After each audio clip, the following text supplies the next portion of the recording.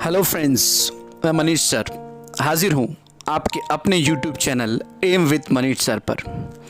और आज मैं जो वीडियो लेकर आया हूँ वो कक्षा 10वीं की लोक भारती पुस्तक का पाठ 2 लक्ष्मी है, जिसकी लेखक गुरुबचन सिंह जी हैं। इस पाठ में हम पढ़ेंगे कि किस तरह अनुपयोगी हो जाने पर पशुओं के साथ दुर्व्यवहार किया जाता है और कहानी के नायक करामत अली जी किस तरह अपनी जिम्मेदारियों का निर्वहन करते हैं। इस पाठ को मैंने कई परिच्छेदों में बांट दिया है ताकि कठिन शब्दों का अर्थ बताता चलूं और एक एक परिच्छेद के आधार पर इसका मैं पूरा एक्सप्लेनेशन आपको आसानी से देता चलूं। तो आइए शुरू करते हैं। सबसे पहले परिच्छेद उस दिन से लेकर चला जाता है तक। इसमें तय शब्द है जिसका अर्थ है उत्साह, भयभीत, डरी हुई, प्रयास, कोशिश, अस्वस्थ, बीमार, बथान जहाँ पशुओं को बाधा आता है, पुचकारना, प्यार जताते हुए मुंह से आवाज़ निकालना, हौले से, धीरे से, सिहरन, कंपन, बेदर्दी, निर्दयता, रोगन, लेप, चोट, जख्म, ख्याल रखना, इसका अर्थ है ध्यान रखना। अब कहानी की शुरुआत करते हैं और देखते हैं कि कैसे करामत अली का बेटा लक्ष्मी पर जुल्म ढाता है। उस दिन लड़के ने तैश में आकर लक्ष्मी की पीठ पर 4 डंडे बरसा दिए थे। वह बड़ी भयभीत और घबराई थी। जो भी उसके पास जाता सिर हिला उसे मारने की कोशिश करती या फिर उछलती कूदती, गले की रस्सी तोड़कर खूंटे से आजाद होने का प्रयास करती। करामत अली इधर 2 दिनों से अस्वस्थ था, लेकिन जब उसने यह सुना कि रहमान ने गाय की पीठ पर डंडे बरसाए हैं तो उससे रहा नहीं गया। वह किसी प्रकार चारपाई से उठकर धीरे धीरे चलकर बथान में आया। आगे बढ़कर उसके माथे पर हाथ फिरा, पुचकारा और हौले से धीरे से उसकी पीठ पर हाथ फिरा। लक्ष्मी के शरीर में एक सिहरन सी दौड़ गई, एक कंपन सी हो गई।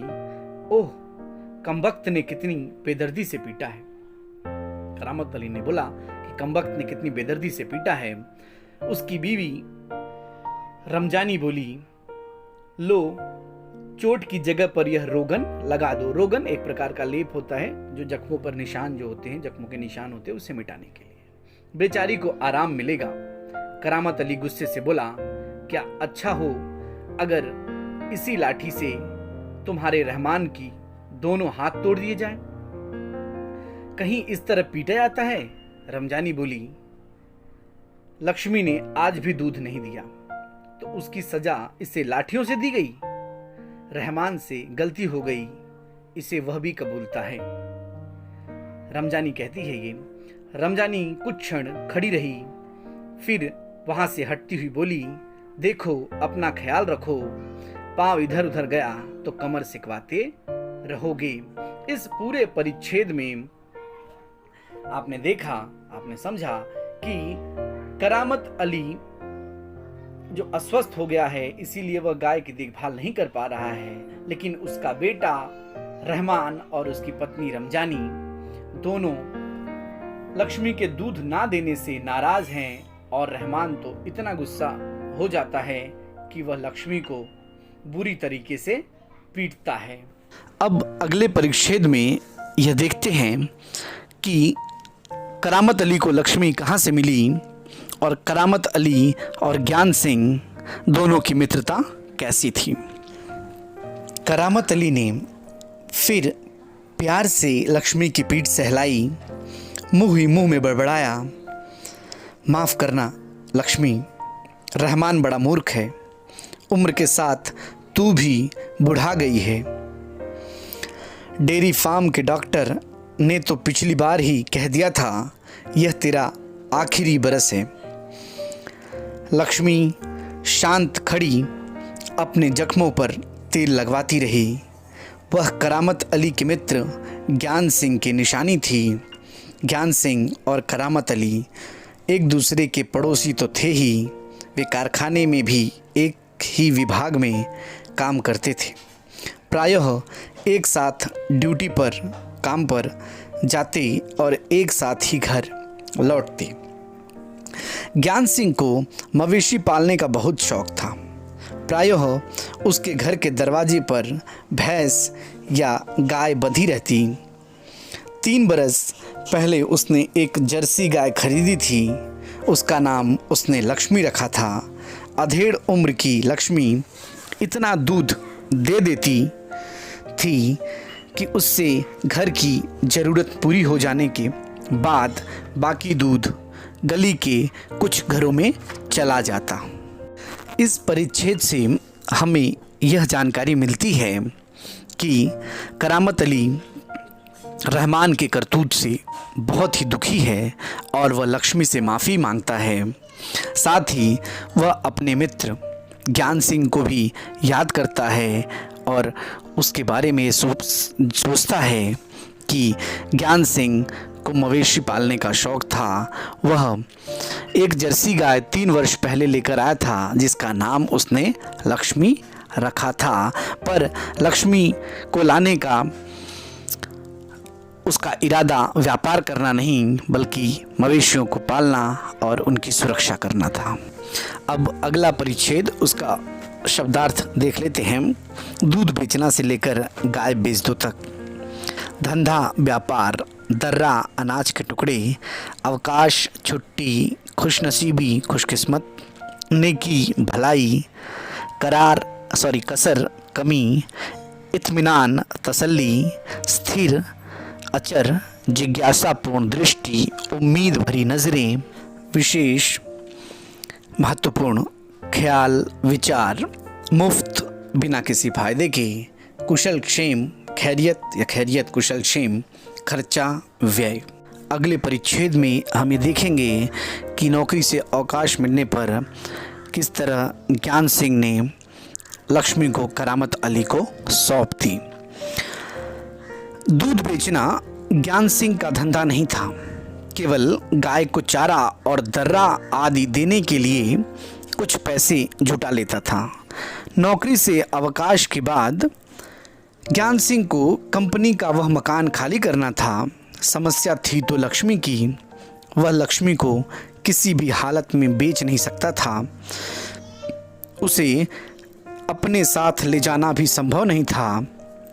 जब अवकाश में 10-15 दिन ही रह गए तो करामत अली से कहा, मियाँ अगर लक्ष्मी को तुम्हें सौंप दूँ तो क्या तुम उसे स्वीकार करोगे, अपनाओगे? मियाँ करामत अली ने कहा था, नेकी और पूछ अर्थात भलाई का काम कर रहे हो, उसके लिए भी तुम्हें मुझसे पूछना पड़ रहा है, परमिशन लेने की ज़रूरत है। भला इससे बड़ी खुशनसीबी मेरे लिए और क्या हो सकती है। करामत अली पिछले 1 वर्ष से उस गाय की सेवा करता चला आ रहा था। गाय की देखभाल में कोई कसर नहीं छोड़ रखी थी, कोई कमी नहीं कर रखा था। करामत अली को लक्ष्मी की पीठ पर रोगन लगाने के बाद भी इत्मीनान नहीं हुआ, तसल्ली नहीं हुई। वह उसके सिर पर हाथ फेरता। लक्ष्मी स्थिर खड़ी उसकी ओर जिज्ञासापूर्ण दृष्टि से देखती रही। करामत अली को लगा जैसे लक्ष्मी कहना चाहती हो, यदि मैं तुम्हारे काम की नहीं हूँ तो मुझे आज़ाद कर दो, मैं यह घर छोड़कर कहीं चली जाऊंगी। इस परिच्छेद में हमने देखा कि किस तरह करामत अली ने खुशी खुशी ज्ञान सिंह के प्रस्ताव को स्वीकार किया और उसने 1 साल तक जी भरकर लक्ष्मी की सेवा भी की। अगले परिच्छेद में हमें समझेंगे कि लक्ष्मी को लेकर किस तरह करामत अली और उनकी पत्नी रमजानी में थोड़ी नोक-झोंक हो रही है। करामत अली ड्यूटी पर जाने की तैयारी में था, तभी रमजानी बोली, रहमान के अब्बा अगर लक्ष्मी दूध नहीं देगी तो हम इसका क्या करेंगे? क्या खूंटे से बांधकर हम इसे खिलाते पिलाते रहेंगे? जानवर है, बंधा है तो इसे खिलाना पिलाना तो पड़ेगा ही। जानते हो, इस महंगाई के ज़माने में सिर्फ सादा चारा देने में भी 300-350 महीने का खर्चा है। सो तो है। कहते हुए करामत अली आगे कुछ नहीं बोला। घर से निकलकर कारखाने की तरफ हो लिया। रास्ते में वह रमजानी की बात पर विचार कर रहा था। लक्ष्मी अगर दूध नहीं देगी तो इसका क्या करेंगे? यह ख्याल तो उसके मन में आया ही नहीं था कि एक समय ऐसा भी आ सकता है कि गाय को घर के सामने खूंटे से बांधकर मुफ्त में खिलाना भी पड़ सकता है। उसके साथ ही नईम ने उसे कुछ परेशान देखा तो पूछा, करामत मियाँ, क्या बात है? बड़े परेशान नज़र आते हो। खैरियत तो है? ऐसी कोई बात नहीं है। कुछ तो होगा। क्या बताऊं? गाय ने दूध देना बंद कर दिया है, बूढ़ी हो गई है।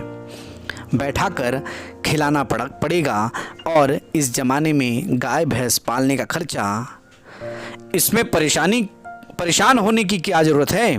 गाय बेच दो। इस परिच्छेद के माध्यम से हमें यह समझ में आता है कि करामत अली और उसके परिवार के सभी लोगों को अब यह गाय अनुपयोगी लगने लगी है और वे इसे अपने घर पर रखना नहीं चाहते क्योंकि इसका खर्चा बहुत अधिक है। अब अगले परिच्छेद का शब्दार्थ देखते हैं। करामत अली ने से लेकर बातें सुनती रही।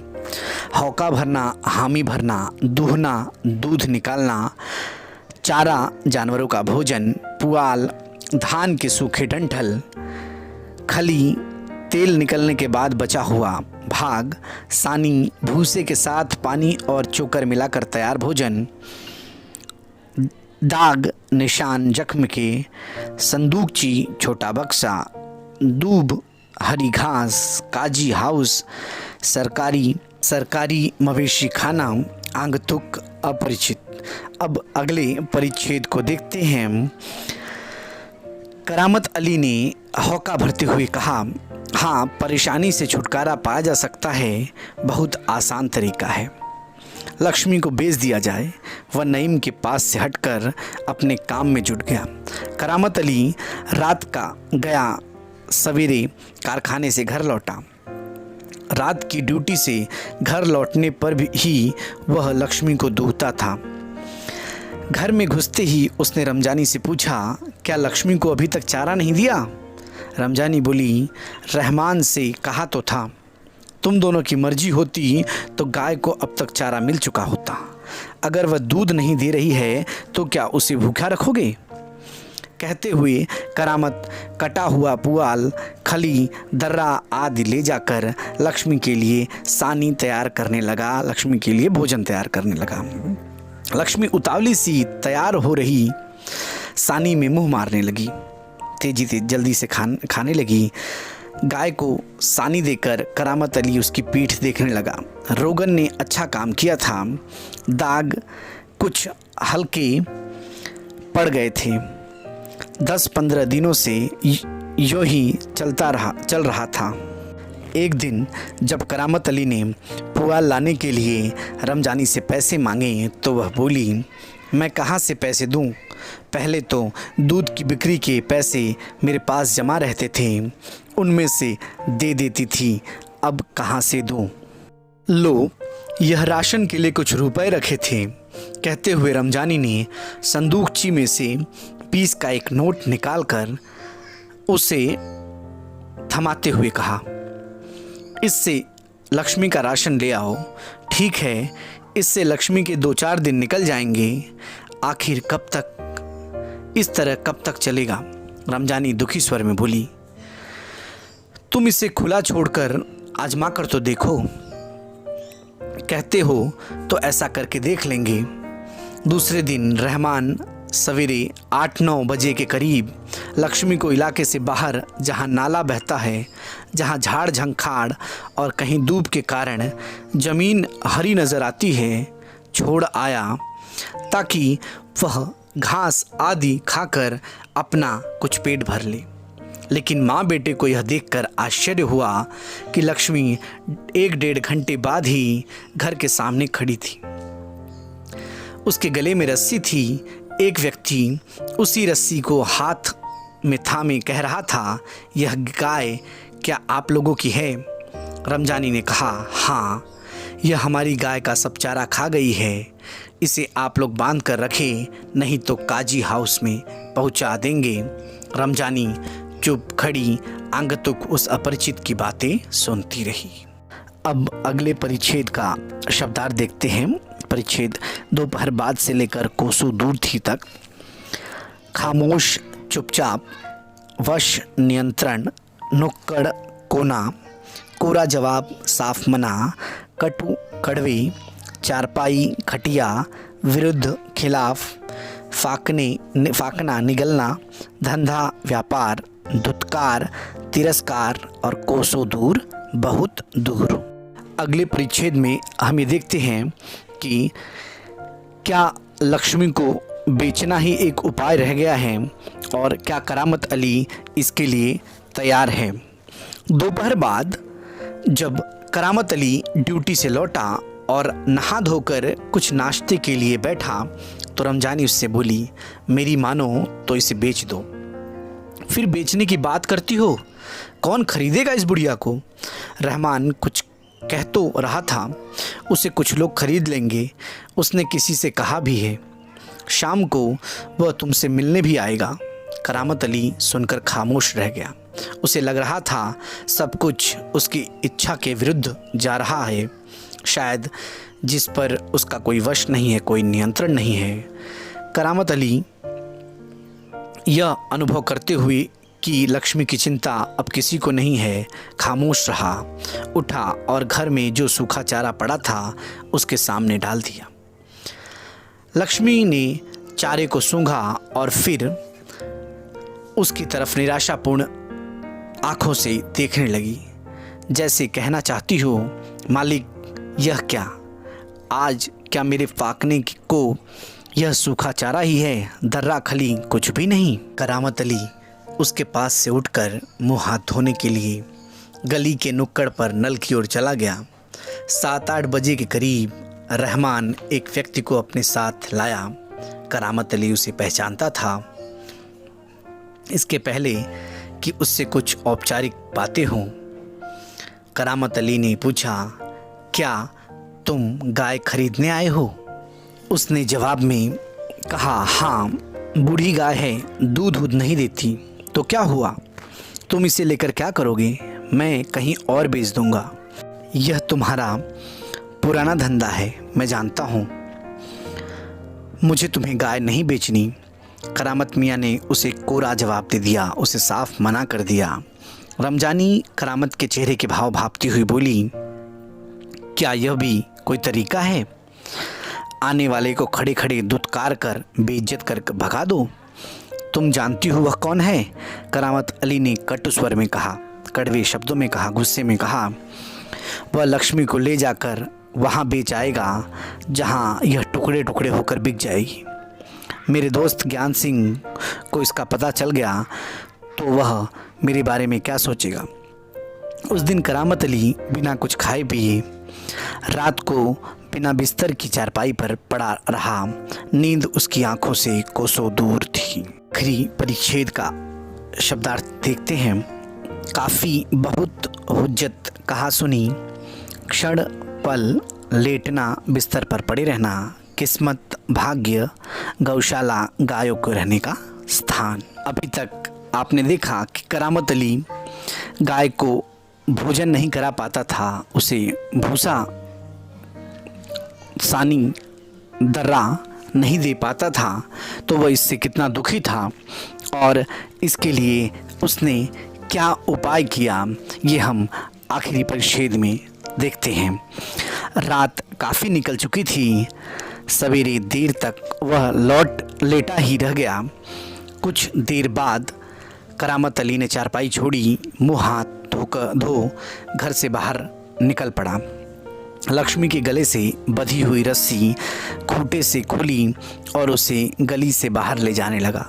रमजानी जो दरवाजे पर खड़ी यह सब देख रही थी, बोली, इसे कहाँ ले चले? करामत अली ने कहा, जहाँ इसकी किस्मत में लिखा है। वह लक्ष्मी को सड़क पर ले आया। लक्ष्मी बिना किसी रुकावट या हुज्जत के उसके पीछे पीछे चली जा रही थी। वह उसकी रस्सी पकड़े सड़क पर आगे की ओर चलता चला गया। चलते चलते कुछ क्षण रुककर वह बोला, लक्ष्मी चल, अरे गौशाला यहाँ से 2 किलोमीटर दूर है। तुझे गौशाला में भर्ती करा दूंगा, वहाँ इत्मीनान से रहना। वहाँ तो हमारे घर की तुलना में मज़े से रहेगी। भले ही मैं वहाँ न रहूँ, पर जो लोग भी होंगे मेरे ख्याल में तुम्हारे लिए अच्छे ही होंगे। मैं कभी कभी तुम्हें देख आया करूँगा, तब तू मुझे पहचानेगी भी या नहीं, खुदा जाने। कहते हुए करामत अली का गला भराया, उसकी आंखों में आंसू आ गए। चल लक्ष्मी चल, जल्दी जल्दी पैर बढ़ा। और वह खुद किसी थके मादे बूढ़े बैल की तरह भारी कदमों से आगे बढ़ने लगा। करामत अली इस बात से बहुत दुखी था कि वह अपने दोस्त की निशानी को कहीं गौशाला में छोड़ने जा रहा है, क्योंकि वो उसे भरपेट भोजन नहीं करा रहा था। और वह इस बात को भी समझ रहा था कि घर वाले लक्ष्मी का ठीक से ध्यान नहीं रख पा रहे हैं या नहीं रख रहे हैं, क्योंकि लक्ष्मी अनुपयोगी हो गई है। अब परिच्छेद में आए कुछ मुहावरे, उनके अर्थ व वाक्य में प्रयोग देख लेते हैं। मुँह मारना, जल्दी जल्दी खाना। भूखा मजदूर खाने की तश्तरी में मुँह मारने लगा। दूसरा, गला भराना, आवाज़ भराना। बेटी की को विदा करते हुए रामलाल का गला भराया। कोरा जवाब देना, साफ मना करना। मैंने अपने भाई से पैसे मांगे तो उसने मुझे कोरा जवाब दे दिया। तैश में आना, आवेश में आना। तैश में आकर हमें कभी किसी को अपमानित नहीं करना चाहिए। दुत्कार देना, बेइज्जत करना। रामू ने उस गरीब को दुत्कार कर भगा दिया। अब कुछ कृति देख लेते हैं। स्वाध्याय, संजाल पूर्ण करो। मार के कारण लक्ष्मी के व्यवहार में आया परिवर्तन। कौन कौन से परिवर्तन आए थे? सिर हिलाकर मारने की कोशिश, उछलना कूदना, भयभीत और घबराई हुई, आज़ाद होने का प्रयास करना। अन्य कृतियाँ भी देख लेते हैं, जैसे ज्ञान सिंह का पशु प्रेम दर्शाने वाली बातें, मवेशी पालने का शौक, दूध न बेचना, मवेशी को चारा दर्रा देना, लक्ष्मी को न बेचना। अब करामत अली की गाय कैसी थी? नाम उसका लक्ष्मी, उम्र अधेड़, नस्ल जर्सी और स्थिति बहुत ही दयनीय थी। अब मैं स्वाध्याय के कुछ और प्रश्न आपको दे रहा हूँ। इन प्रश्नों के उत्तर आप अपनी नोटबुक में या फिर वर्कबुक में लिख लें। आगे दिए हुए प्रश्न ये सब सुमत लेखन वाले प्रश्न हैं। जैसे पालतू जानवरों के साथ किए जाने वाले सौहार्दपूर्ण व्यवहार के बारे में अपने विचार लिखिए। यदि आप करामत अली की जगह होते तो इस विषय पर अपने विचार लिखिए। वृक्ष लगाओ धरती बचाओ, इस विषय पर अपने विचार स्पष्ट कीजिए। और एक प्रश्न मैंने जानबूझकर यहाँ पर डाला हुआ है कि पेटा PETA संस्था की जानकारी लिखिए। तो थोड़ा हिंट देता हूँ कि पेटा एक ऐसी संस्था है जो जानवरों पशुओं के अधिकार का संरक्षण करती है। कोई भी पशुओं को बेवजह परेशान न कर सके या अपने फ़ायदे के लिए उनके अधिकारों का हरण न कर सके। किसी पालतू प्राणी की आत्मकथा लिखिए। तो आपको किसी पालतू प्राणी की आत्मकथा भी लिखनी है। मुझे उम्मीद है आपको मेरा ये वीडियो ज़रूर पसंद आया होगा। अगर वीडियो थोड़ा लेंदी है, लेकिन अगर आपको वीडियो पसंद आए तो उसे लाइक ज़रूर करिए, उस पर कमेंट ज़रूर करिए। अगर कुछ सुझाव देना है तो ज़रूर कमेंट करिए। नेगेटिव नहीं, पॉजिटिव कमेंट आप कर सकते हैं। Thank you so much.